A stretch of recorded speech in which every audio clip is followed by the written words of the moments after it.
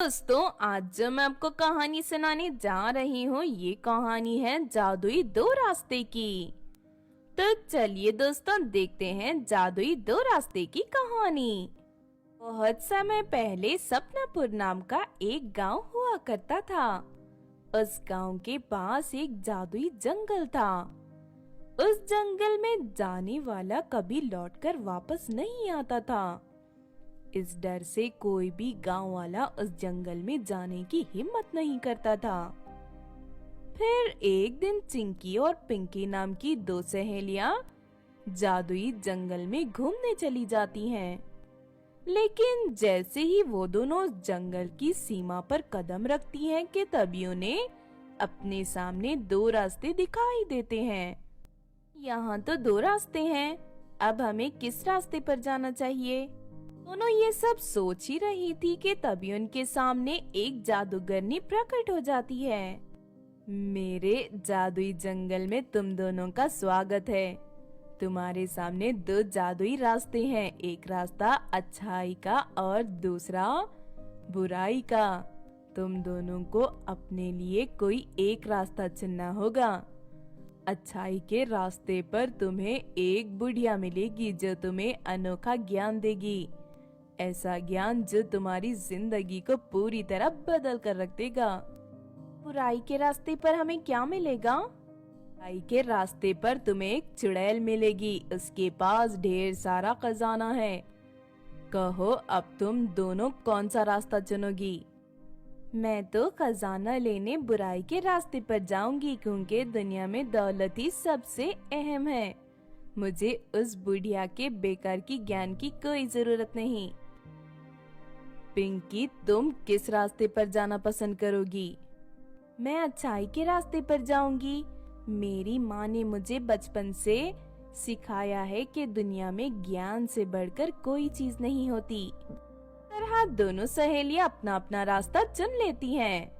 पिंकी अच्छाई के रास्ते पर चलने लगती है। थोड़ी दूर जाने के बाद उसे एक बीमार बुढ़िया मिलती है।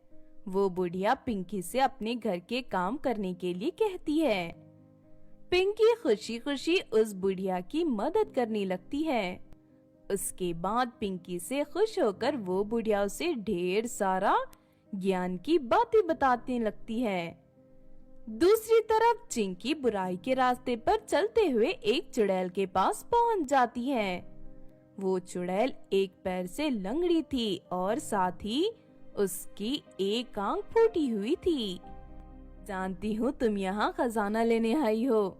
देखो, इस जमीन के नीचे ढेर सारा खजाना दफन है।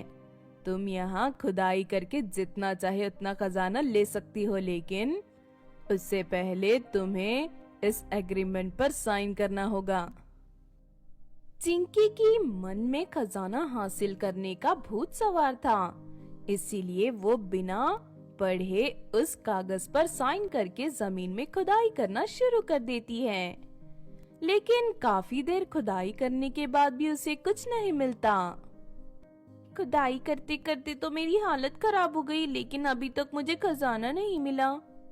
सुनते ही चुड़ैल हंसने लगती है। मैंने तुमसे झूठ बोला था, यहाँ कोई खजाना नहीं है। चलो, एग्रीमेंट के मुताबिक मुझे अपनी एक आंख और एक पैर दे दो। इस एग्रीमेंट पर साफ साफ लिखा है कि इस जमीन पर खुदाई करने के बदले तू मुझे अपनी एक आंख और एक पैर देने वाली है। नहीं, मैंने तो एग्रीमेंट पढ़ा ही नहीं। लेकिन तुम्हें इस एग्रीमेंट के बारे में मुझे सब कुछ पहले ही बता देना चाहिए था। खजाने का लालच देकर तुमने मेरे साथ धोखा किया है। हाँ, क्योंकि मैं एक धोखेबाज चुड़ैल हूँ, लेकिन ये सब तेरे लालच की वजह से हुआ है। तुझे एग्रीमेंट पहले ही पढ़ लेना चाहिए था। लगता है तू भूल गई कि तू बुराई के रास्ते पर चल रही है। यहाँ तुझे धोखे के सिवा और कुछ नहीं मिलेगा। ना कहकर चुड़ैल चिंकी का एक पैर काटकर अपने पैर में लगा लेती है और उसके बाद उसकी एक आंख निकालकर उसे अपनी फूटी हुई आंख की जगह लगा लेती है। तुझे बुराई के रास्ते पर चलने का सबक मिल चुका है, अब तू यहाँ से चली जा। फिर थोड़ी देर चलने के बाद दोनों सहेलियां वापस उसी जगह पर पहुंच जाती हैं जहां से उन्होंने चलना शुरू किया था। पिंकी पहले से कहीं ज्यादा खूबसूरत दिख रही थी और उसके चेहरे पर एक अजीब सा तेज था। वहीं दूसरी तरफ चिंकी अपनी एक टांग और एक आंख गंवाकर पूरी तरह बदसूरत बन चुकी थी। इस तरह दोनों सहेलियों को उनके द्वारा चुने गए रास्ते का फल मिल जाता है। तो आपने देखा दोस्तों जादुई दो रास्ते की कहानी।